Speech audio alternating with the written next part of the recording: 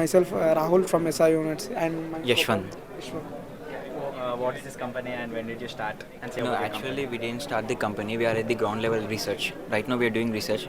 Recently, we got 3 months back. We got funding from the ECEL, amount of 1 lakh rupees. So we are worked on the research. Now we are looking into the investors to establish our website.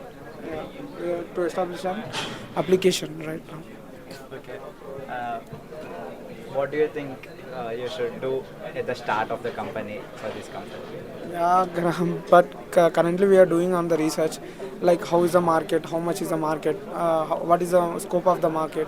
We are looking into it, and we are looking for the technical department also for to hire it. It's completely based on technical. Is it funny? Yeah, we are providing appointment services to the nearest doctors and e-pharmacies, as we know, like whatever needs to for the pets, right? And the boarding services. If you want, if you, the most of the time we visit the different places, right? So we want to board our pets. So we will be providing nearest boarding services, and we are established into not into the urban cities and also rurals like farms, cow farms, cattle, and all these things. And we will be providing 24 by 7 consultancy services True. like video conferences.